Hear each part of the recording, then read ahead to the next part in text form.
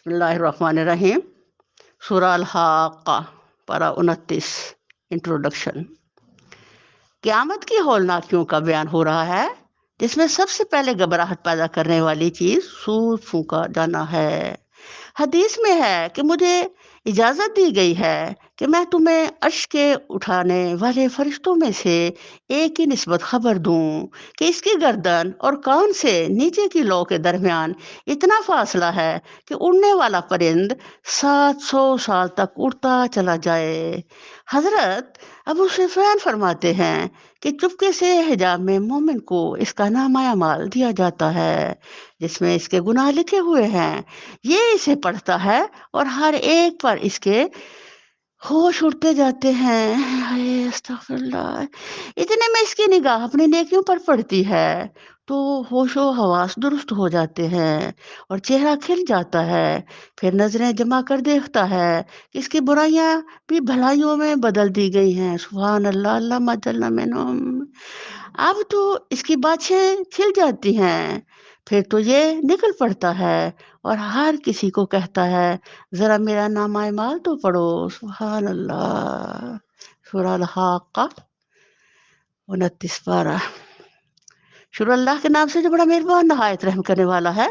होनी शुदनी, क्या है वो होनी शुदनी, और तुम क्या जानोगे वो क्या है होनी शुदनी। अब होनी शुदनी क्या है? क़यामत। अल्लाह ताला ने जब कोई ख़ास बात बंदे से करनी हो, कुरान का तरीक़ा ये है, तो अल्लाह ताला एक दफ़ा बात करते हैं, फिर दूसरी दफ़ा करते हैं, फिर तीसरी दफ़ा करते हैं अहम तरीन बात के लिए। अब चूँकि अल्लाह ताला क़यामत की कहानी हमें सुनाना चाह रहे हैं, हमारे दिल दिमाग को खोल करके, तो अल्लाह ताला खबरदार करने वाले अंदाज़ से हमें कह रहे हैं कि इधर देखो, क्या होने वाला है कल तुम्हारे साथ। समूद और आद ने उस अचानक टूट पड़ने वाली आफ़त को झुठलाया, तो समूद एक सख्त हादसा से हलाक कर दिए गए और आद एक बड़ी शदीद तूफ़ानी आंधी से तबाह कर दिए गए। अल्लाह ताला ने उसको मुसलसल 7 रात और 8 दिन उन पर मुसल्लत रखा। तुम वहाँ होते तो देखते कि वो वहाँ इसमें तरे बिछड़े पड़े हैं, जैसे वो खजूर के बोसीदा तने हों। अब क्या उनमें से कोई बाकी तुम्हें बाकी बचा नज़र आता है?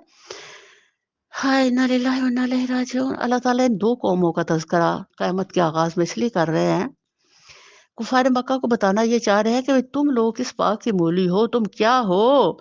वो देखो पहली कौम है जिनके पास से गुज़र करके तुम तजारतों के लिए जाते हो और उनके तबाह हालात देखते हो कि अल्लाह ताला ने उनकी इमारतों को और उनकी वो चीज़ें जिन पर वो फ़ख्र करते थे उनको बाकी रखा, और वो जो खुद से इतने मज़बूत थे, इतने जवान थे जैसे खजूर के दरख्त होते हैं, इतने वो जवान लोग, इतने ज़हीन व फ़तीन थे, और ऐसे वो फ़न उनके अंदर अक्ल शऊर थे कि वो पहाड़ों के अंदर क़ुव्वत इतनी अल्लाह ने उनको अता की कि पहाड़ों के अंदर वो महल बनाते और उस पर फ़ख्र करते, कहते कौन हमें तबाह कर सकता है। तो अल्लाह ने क्या किया फिर? ऐसी तूफ़ानी हवाएँ भेजी जो उनको उठा करके ऊपर ले जाके फेंकती, और जब ऊपर से वो नीचे गिरते तो उनकी खोपड़ियाँ उखड़ कर के दूर जा गिरती। अल्लाह कहते हैं जब वो तबाह कर दिए गए तो बाद में वो ऐसे पड़े हुए थे जैसे खजूर के तने हों जो ज़मीन से उखेड़ कर फेंक दिए गए हों। तो अल्लाह ताला कुफ़ार मक्का को खबरदार कर रहे हैं, वार्निंग दे रहे हैं कि ये देखो बदबख्तों, इतनी-इतनी कुव्वतों वालों को, इतने ज़हीन व फ़तीन लोगों को, ऐसे-ऐसे अपने आप पे फ़ख्र करने वालों को मैंने कैसे तबाह व बर्बाद किया। तो वो वक़्त तो ज़रूर आने वाला है जो आ चुका, उन पर तो होनी शुदनी हो गई, अब तुम इसके लिए खबरदार हो जाओ।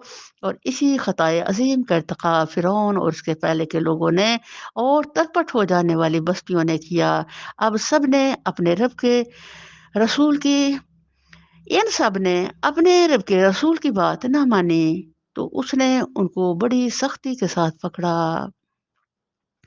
अब यहाँ बताया जा रहा है कि तुम लोग मोहम्मद रसूलुल्लाह सल्लल्लाहु अलैहि वसल्लम की बात नहीं मान रहे। पीछे क्या पड़ा था? ऐसी आँखों से देखते हैं जैसे पाँव से खेड़ दें, और इस तरह के अल्फाज कहते हैं कि जो दिल को हिला दें।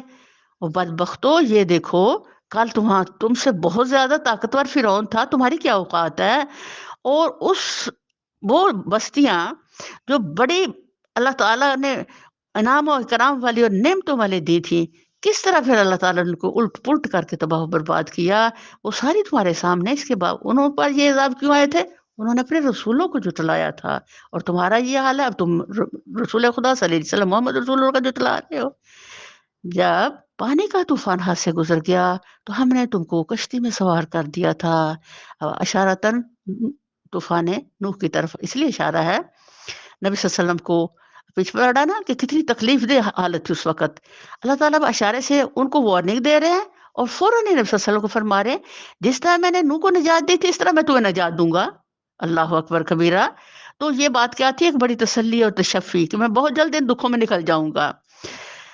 ہائے، تو ہم نے تم کو جب پانی کا طوفان ہاتھ سے گزر گیا تو ہم نے تم کو کشتی میں سوار کر دیا تھا تاکہ اس واقعے کو تمہارے لیے ایک سبق آموز یادگار بنا دیں، اور یاد رکھنے والے کان اس کو کی یاد محفوظ رکھیں۔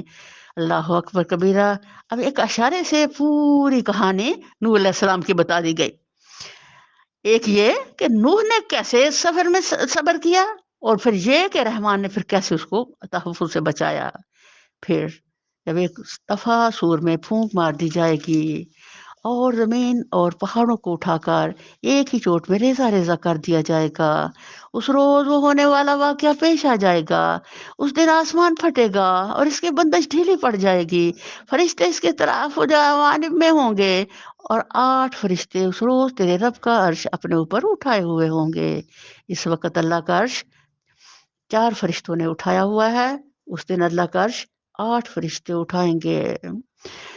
ہائے اللہ، اللہ اتنی ہولناک قیامت کا ذکر کر کے انسان کو، وہ نبی صلی اللہ علیہ وسلم کو پاؤں کو کھیڑنا چاہ رہے تھے، اللہ اس خوفناک خبر سے ان کے کفار مکہ کے پاؤں کھیڑنا چاہ رہے ہیں اور قیامت تک کے کافروں کے پاؤں کھیڑنا چاہ رہے ہیں۔ ہائے وہ دن وہ دن ہوگا جب تم لوگ پیش کیے جاؤ گے، تمہارا کوئی راز بھی چھپا نہ رہ جائے گا۔ اللہ اکبر۔ آج جو کچھ تم چھپ کے کرتے ہو، جو کچھ ظاہر میں کرتے ہو، اللہ تعالیٰ سبھی کو کھول دے گا۔ اس وقت اس کا نامہ اعمال اس کے سیدھے ہاتھ میں دیا جائے گا، وہ کہے گا، لو دیکھو بڑو میرا نامہ اعمال، میں سمجھتا تھا مجھے ضرور اپنا حساب ملنے والا ہے۔ بس وہ دل پسند عیش میں ہوگا، اعلی مقام جنت میں، جس کے پھلوں کے گچھے جھکے پڑ رہے ہوں گے۔ ایسے لوگوں سے کہا جائے گا، مزے سے کھاؤ اور پیو اپنے ان اعمال کے بدلے جو تم نے گزرے ہوئے دنوں میں کیے تھے۔ اب فوراً ہی اللہ تعالیٰ تسلی و تشفی دے رہے ہیں ایمان والوں کو کہ الحمدللہ آج جو تکالیف تم اٹھا رہے ہو، بہت جلد تمہیں وہ راحتیں ملنے والی ہیں جن کا تم تصور بھی نہ کر سکو گے۔ اور جس کا نامہ اعمال اس کے بائیں ہاتھ میں دیا جائے گا، وہ کہے گا، کاش میرا اعمال نامہ مجھے نہ دیا گیا ہوتا اور میں نہ جانتا کہ میرا حساب کیا ہے۔ اب یہ دیکھو کہ رائٹ اور لیفٹ ہم مسلسل پڑھ رہے ہیں۔ ہائے، اور یہ کہ اب جب ہم وضو کرتے ہیں تو ہم اس وقت ہاتھ دھوتے ہوئے کیا اللہ تعالیٰ سے کیا بات کرتے ہیں؟ بسم اللہ والحمد کا ساتھ، اللہ حاسبنا حسابا یسیرا۔ یا اللہ، یہ میں وضو جو کر رہا ہوں، میں اپنے ہاتھوں کو جو صاف کر رہا ہوں تیری محبت کے لیے، تیری عبادت کی طرف جانے کے لیے، میرا اس میں اصل مقصد یہ ہے، کل آپ میرے دائیں ہاتھ میں میرا نام عمل دینا ہے۔ یعنی ہماری عبادت کا آغاز ہی جو ہے وہ ہمارے ایمان کا، وہ یہاں سے شروع ہوتا ہے، رائٹ سے۔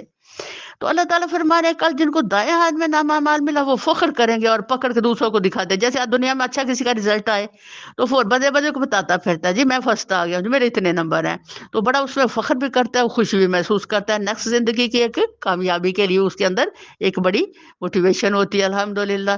تو جو ایک فیل ہوتا ہے تو وہ کبھی جھوٹ بولتا ہے، نہیں میں تو پاس ہاں، تو کبھی وہ کہہ دیتا ہے کہ اچھا ابھی میرا تو رزلٹ پوسٹ پون ہے، یعنی اپنی ذلتوں سے بچنے کے لیے ناکامی کی بہانے کرتا ہے۔ تو یہاں کی ذلت تو اتنی ہولناک ہوگی کہ جب اس کے نامہ اعمال دیا جائے گا تو نبی صلی اللہ علیہ وسلم نے فرمایا وہ پہلے تو پکڑے گا ہی نہیں، اپنے ہاتھ کو پیچھے پیٹ کے کر لے گا، تو زبردستی فرشتے اس کے ہاتھ میں پکڑائیں گے، تو زبردستی پکڑائیں گے تو پھر وہ کہے گا، ہائے کاش میرا یہ نامہ اعمال مجھے نہ دیا گیا ہوتا، میری جو پہلی موت تھی کاش وہ میری آخری موت ہوئی، میں دوبارہ اٹھایا نہ گیا ہوتا، کاش میری وہی موت جو دنیا میں آئی تھی فیصلہ کن ہوتی، آج میرا مال میرے کچھ کام نہ آیا، ہائے میرا سارا اقتدار ختم ہو گیا۔ اللہ اکبر۔ دیکھو جو فکر والے لوگ ہوتے ہیں ان کی کہانیاں ہمیشہ زندہ رہ جاتی ہیں۔ ہارون رشید کی سلطنت اتنی وسیع تھی کہ جب بادل آتے تو وہ کہتا، تم جہاں بھی برسو گے اس کا اناج میرے ہی خزانوں میں آئے گا۔ جب حکیم نے اسے بتایا کہ پرسوں آپ کی موت واقع ہو جانے والی ہے تو اس نے خود قبر کے اوپر بیٹھ کر قبر کھدوائی اور ساتھ یہ آیات پڑھتا جا رہا تھا، اللہ اکبر، ما غنا انی مالیہ ہلاک انی سلطانیہ، اللہ اکبر۔ یہ دیکھو یہ اقتدار جو کتنے خوشکن ہے دنیا میں، لیکن پھر کتنے ہی حسرتناک بن جاتے ہیں، اللہ اکبر۔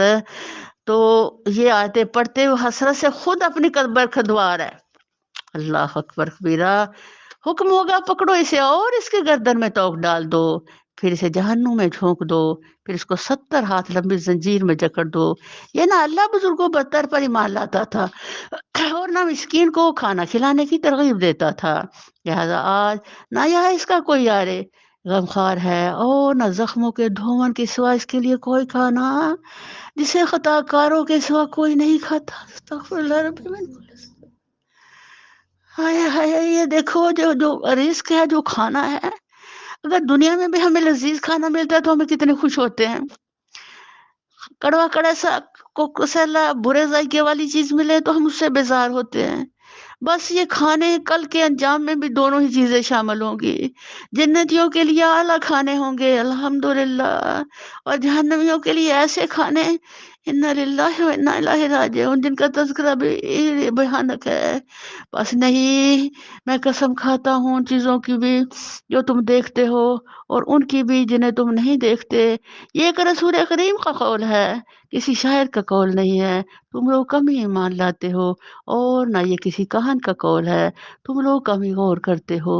یہ رب العالمین کی طرف سے نازل ہوا ہے، یہ تاریخی چیزیں بن گئی، یہ جو آیات ہے تاریخی بن گئی، اس لیے کہ حضرت عمر فاروق ایک دن سوچتے ہیں نبی صلی اللہ علیہ وسلم کو نقصان پہنچانے کا، اور جا کر کے نا تو کعبے کا جو غلاف ہے اس میں چھپ جاتے ہیں کہ میں اچانک جہاں حضور نماز پڑھیں تو میں نا ان پر حملہ کر دوں گا۔ اچھا وہ چھپ جاتے ہیں تو نبی صلی اللہ علیہ وسلم آ کے نماز پڑھتے ہیں اور سورہ الحاقہ تلاوت فرمانا شروع کر دیتے ہیں۔ اچھا عمر فاروق فرماتے ہیں کہ میں نے نا ساتھ ساتھ سن رہا تھا اور میں سوچنا بھی شروع کر دیا، سبحان اللہ۔ تو جب نبی صلی اللہ علیہ وسلم نے یہ آیات پڑھی نا کہ پس نہیں، میں قسم کھاتا ہوں ان چیزوں کی بھی جو تم دیکھتے ہو اور ان کی بھی جنہیں تم نہیں دیکھتے، تو کہتے ہیں میں نے بڑے توجہ دینی شروع کر دی، یعنی ان آیات سے ہی میرا پورا دل، میرا دور فوکس دماغ کا نبی صلی اللہ علیہ وسلم کی طرف ہو گیا۔ تو جب نبی صلی اللہ علیہ وسلم کی زبان پہ یہ آیا نا کہ یہ ایک رسول کریم کا قول ہے، تو میرے دل میں آیا کہ اچھا رسول کریم کا قول، پھر یہ کسی کی شاعر کا قول ہوگا۔ تو ایک دم نبی صلی اللہ علیہ وسلم فرمایا کسی شاعر کا قول نہیں ہے، وہ ایک دم کہتے میری حیرت کی انتہا نہ رہی کہ سوچا میں نے اور محمد رسول اللہ کی زبان پر یہ بات آ گئی ہے، تم لوگ کم ایمان لاتے ہو، تو اس پہ میرا دل ہل گیا۔ پھر آگے نبی صلی اللہ علیہ وسلم، میں سوچتا ہوں کہ اچھا نہیں شاعر نے تو پھر کہان ہوگا، ایک دم نبی صلی اللہ علیہ وسلم کی زبان سے نکلا اور نہ یہ کسی کہان کا قول ہے، کہتے میرا تو پھر حالت غیر ہو گئی، تم لوگ کم ہی غور کرتے ہو کہ میں ایک بات سوچ رہا ہوں اور محمد رسول اللہ اس کا جواب دے رہے ہیں، یہ رب العالمین کی طرف سے نازل ہوا ہے۔ بس کہتے یہ الفاظ تھے کہ میرے دل میں ایمان گھر کر گیا، اور پھر حضور صلی اللہ علیہ وسلم نے حملہ تو کیا کرنا تھا، میں وہاں سے نکل کے بھاگا، اللہ اکبر کبیرہ۔ تو یہ وہ آیات ہے جو عمر فاروق کے دل میں گھر کر گئی ایمان بن کر کے، اور پھر جب اللہ نے چاہا تو وہ ایمان کی دنیا میں آ گئے۔ اور اگر اس نبی صلی اللہ علیہ وسلم نے گھر خود گھر کر کر کوئی بات ہماری طرح منسوب کی ہوتی تو ہم اس کا دایاں ہاتھ پکڑ لیتے اور اس کی گردن کاٹ ڈالتے، پھر تم میں سے کوئی ہمیں اس کام سے روکنے والا نہ ہوتا۔ در حقیقت یہ پرہیزگاروں کے لیے ایک نصیحت ہے، اور ہم جانتے ہیں کہ تم میں سے کچھ لوگ جھٹلانے والے ہیں، ایسے کافروں کے لیے یقیناً یہ موجب حسرت ہے، اور یہ بالکل یقینی حق ہے۔ بس اے نبی صلی اللہ علیہ وسلم اپنے رب عظیم کے نام کی تسبیح کرو، سبحان ربی العظیم۔ سورہ المعارج 29 پارہ، انٹروڈکشن۔ حضرت قتادہ فرماتے ہیں کہ ہم سے ذکر کیا گیا کہ حضرت دانیال پیغمبر نے امت محمد صلی اللہ علیہ وسلم کی تعریف کرتے ہوئے فرمایا کہ وہ ایسی نماز پڑھے گی کہ اگر قوم نوح ایسی نماز پڑھتی تو کبھی نہ ڈوبتی، اور قوم عاد کی ایسی نماز ہوتی تو ان پر کبھی بھی بے برکتی کی ہوائیں نہ بھیجی جاتی، قوم سمود کی نماز ایسی ہوتی تو انہیں چیخ سے ہلاک نہ کیا جاتا۔ اے لوگو، نماز کو اچھی طرح پابندی سے پڑھا کرو، کہ وہ مومن کا زیور اور اس کا بہترین خلق ہے۔ پھر فرمایا ان مالوں میں حاجت مندوں کا بھی حصہ ہے۔ سورہ کے ابتدا میں عذاب مانگنے والوں کو وارننگ ہے، پھر قیامت جس کے جلدی آنے کا مطالبہ وہ جسے لوگ ہنسی اور کھیل کے طور پر کر رہے ہیں، کسی سخت چیز، کیسی سخت چیز ہے، اس کے بعد لوگوں کو آگاہ کیا گیا ہے۔ اس روز انسانوں کی قسمت کا فیصلہ ان کے عقیدے اور اخلاق و اعمال کی بنیاد پر کیا جائے گا۔ آخر میں کفار مکہ کو رسول اللہ صلی اللہ علیہ وسلم کا مذاق اڑانے پر وارننگ کی گئی ہے۔ سورہ المعارج۔ اللہ کے نام سے بڑا مہربان نہایت رحم کرنے والا ہے۔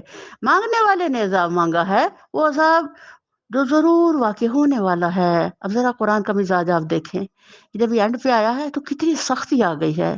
اللہ تعالیٰ کی پہلے نصیحتیں تھیں، محبتیں تھیں، اور ہمارے لیے شریعتیں تھیں، اور بہت کچھ زندگی کا اللہ نے ہمیں خزانے عطا کر کے، تو جب یہاں سے جب پتہ چلا کہ جب بندہ میچور ہو جاتا ہے تو ابھی وہ سمجھتا نہیں ہے، تو اس کے لیے بھائی پھر یہ کچھ ہے۔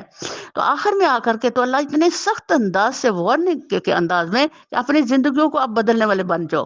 اگر تم اب بھی نہ بدلا تم نے اس قرآن کے اتنے عظیم سمندر سے گزر کر کے، تو پھر تمہارے لیے کوئی رعایت نہیں۔ تو اللہ فرمانے ہیں مانگنے والے نے عذاب مانگا ہے، وہ عذاب جو ضرور واقع ہونے والا ہے۔ کافروں کے لیے ہے کوئی اسے دفع کرنے والا نہیں، اس خدا کی طرف سے جو عروج کے زینوں کا مالک ہے۔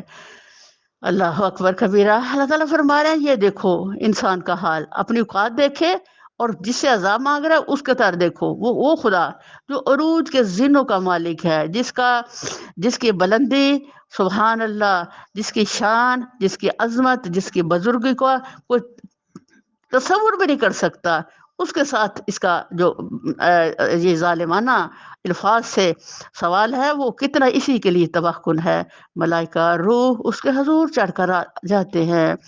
اللہ تعالیٰ بتا رہے ہیں کہ اللہ کیسی عظمت والی، بزرگی والی، عزت والی ذات ہے، لیکن انسان کا جو سلوک کیسا ہے اس کے ساتھ۔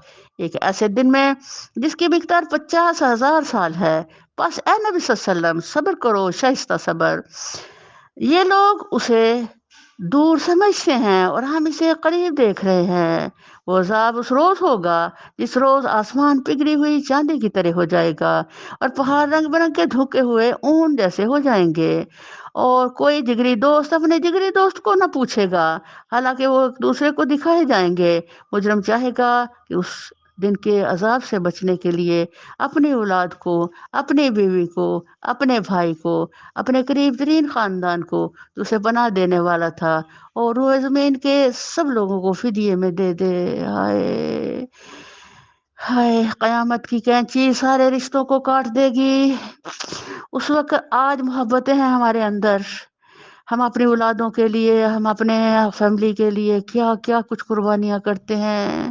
اللہ کہتے ہیں وہ دیکھو کیسا سخت دن ہوگا، یہ ظالم انسان جو اس دن کو مانگ رہا ہے اور کس طرح سے ڈھٹائی سے یہ بات کر رہا ہے، اور نبی کریم صلی اللہ علیہ وسلم کی اس بات کو کہ کل کے دن حساب ہوگا جھٹلاتا ہوا انہیں اذیتیں دے رہا ہے، اور اس پر نبی صلی اللہ علیہ وسلم کو اللہ تعالیٰ صبر کی تلقین کر رہے ہیں، اور صبر کے ساتھ یہ بھی فرما رہے ہیں کہ شائستہ صبر، یعنی یہ نہیں کہ آپ کے صبر کے اندر ایک یہ خاموشی اور وہ ہو چیز کہ بالکل بھی ویسے ایک مومن کے لیے جو زیب نہیں، بلکہ اس کے اندر ایک وقار ہو، جاننے والا یہ جان لے کہ تم دب کر کے نہیں چھپ چھپ ہوئے، بلکہ ایک باوقار طریقے سے، ایک بہترین انداز سے، جو ایک اعلیٰ قسم کے ہمبل انسان کو وقار زیب ہے تمہارا وہ ہونا چاہیے۔ تو اللہ تعالیٰ سمجھ رہے کہ یہ جو مانگ رہے ہیں قیامت ان سے کچھ دور نہیں ہے، تو پھر کیا جب وہ مر گیا اس پر قیامت آ گئی بہت جلد۔ یہی جو بدبخت لوگ بہت زیادہ اوور ہوئے پڑے تھے،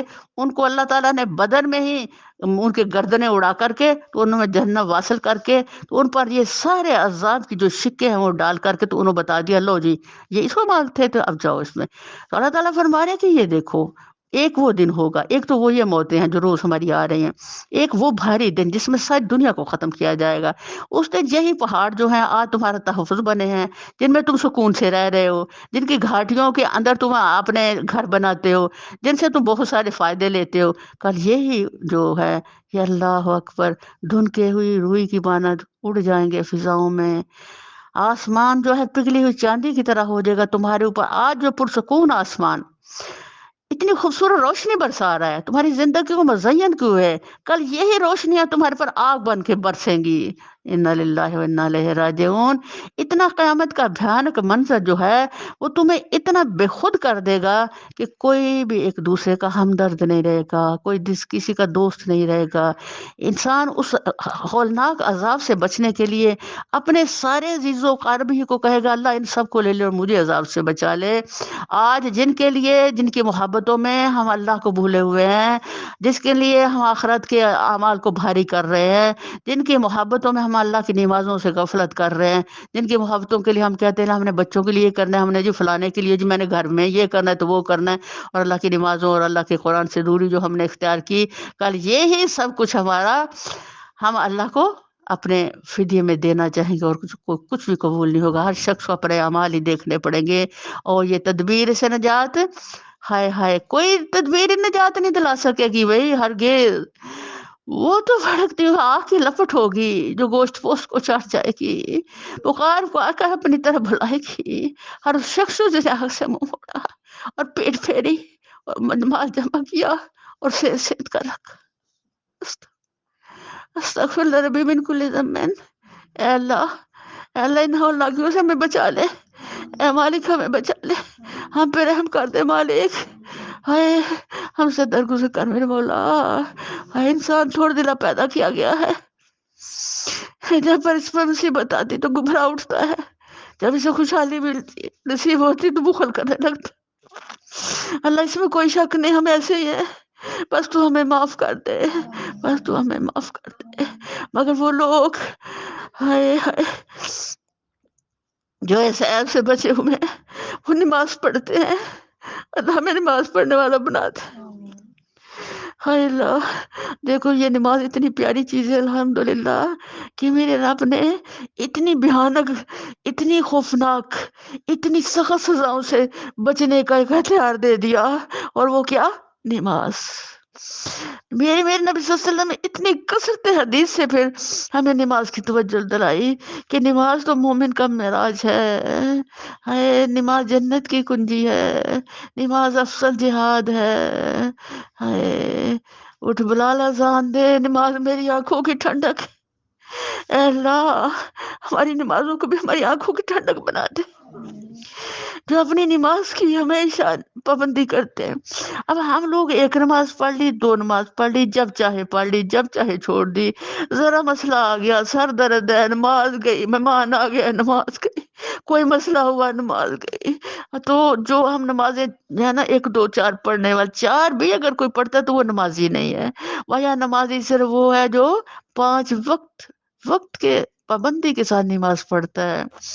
تو اللہ تعالیٰ اتنے بھیانک اوپر نقشہ کھینچ کر کے تو اب ہمیں بتا رہے کہ نماز کی کتنی اہمیت ہے۔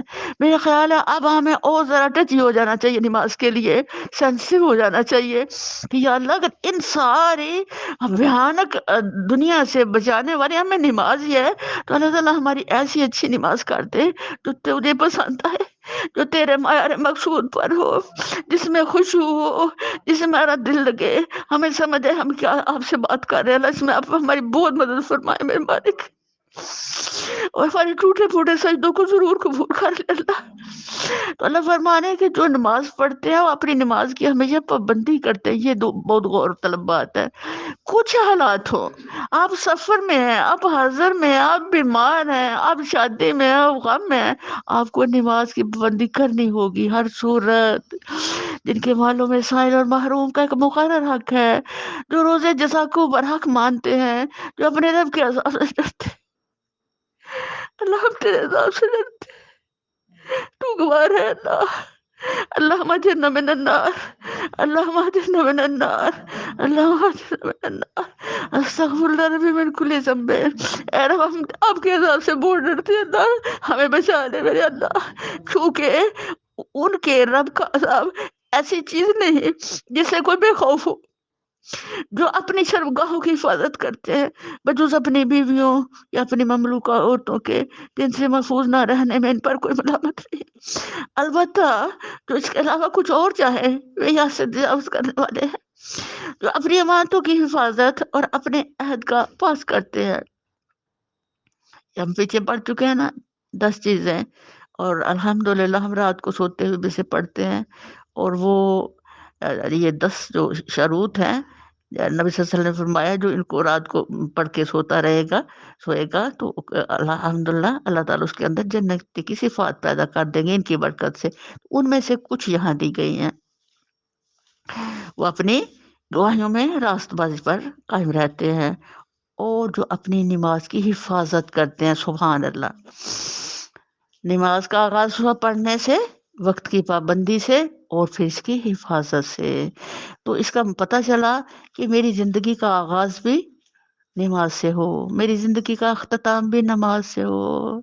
اللہ زندگی میں نماز پڑھنے والا بنا دے، اور جب آخری وقت آئے اللہ سجدے کی میں حالت میں ہوں، تیرا فرشتہ آئے، اللہ وہ میری جان نکال لے، اللہ اس وقت میں بھی خوش ہوں جان دینے میں، اور وہ خوش ہو میری جان لینے میں۔ اللہ تعالیٰ ہمارے نماز کے ساتھ کچھ ایسا جوڑ دے جو ہمارے زندگی کے آغاز اور انجام کو اس نماز سے مزین کرے، اور اس کو ہماری آخرت کا بہترین رزلٹ بنا دے۔ یہ لوگ عزت کے ساتھ جنت کے باغوں میں رہیں گے۔ بس اے نبی صلی اللہ علیہ وسلم، کیا بات ہے، یہ منکرین دائیں اور بائیں سے آئے، گروہ در گروہ تمہاری طرف دوڑے چلے آ رہے ہیں، کیا ان میں سے ہر ایک یہ لالچ رکھتا ہے کہ وہ نعمت بھری جنت میں داخل کر دیا جائے گا؟ ہرگز نہیں۔ یہ دیکھو کہ ہم برائیاں کر کے تو نعمت بھری جنت کی توقع رکھیں تو یہ بڑی نادانی ہے۔ بھائی نعمت بھری جنتیں تو ملیں گی کس سے؟ نیک اعمال سے۔ ہرگز نہیں۔ ہم نے جس چیز سے ان کو پیدا کیا ہے اسے یہ خود جانتے ہیں، بس نہیں، میں قسم کھاتا ہوں خود جانتے کیا؟ انسان کو پتا ہے کہ اس کے پیدائش کا آغاز کہاں؟ ایک قطرے گندے اونٹ سے ہوا، پھر کس طرح ماں کے پیٹ کے اندر اس کی سٹیجز بنتی ہیں، پھر اس کی پیدائش کا جو سارا سلسلہ ہے ہر انسان کو پتا ہے۔ پھر کہاں وہ اتنا مجبور و مقہور تھا کہ اگر اس کو کوئی فوری پکڑ کر کے تو اس کی حفاظت کرتا تو وہ وہی مر جاتا۔ تو اللہ تعالیٰ کیا فرما رہے ہیں کہ ہم نے جس چیز سے ان کو پیدا کیا ہے اسے یہ خود جانتے ہیں، بس نہیں، میں قسم کھاتا ہوں مشرقوں اور مغربوں کے مالک کی، ہم اس پر قادر ہے کہ ان کی جگہ ان سے بہتر لوگ لے آئے، اور کوئی ہم سے بازی لے جانے والا نہیں ہے۔ لہٰذا انہیں اپنی بیہودہ باتوں اور اپنے کھیل میں پڑا رہنے دو، یہاں تک کہ یہ اپنے اس دن کو پہنچ جائیں جس کا ان سے وعدہ کیا جا رہا ہے، جب یہ اپنی قبروں سے نکل کر اس طرح دوڑے جا رہے ہوں گے جیسے اپنے بتوں کے استھانوں کی طرف دوڑ رہے ہوں۔ استغفر اللہ ربی من کل ذنب۔ ان کی نگاہیں جھکی ہوئی ہوں گی، ذلت ان پر چھا رہی ہوگی، وہ دن ہے جس کا ان سے وعدہ کیا جا رہا ہے۔ وما علینا الا البلاغ۔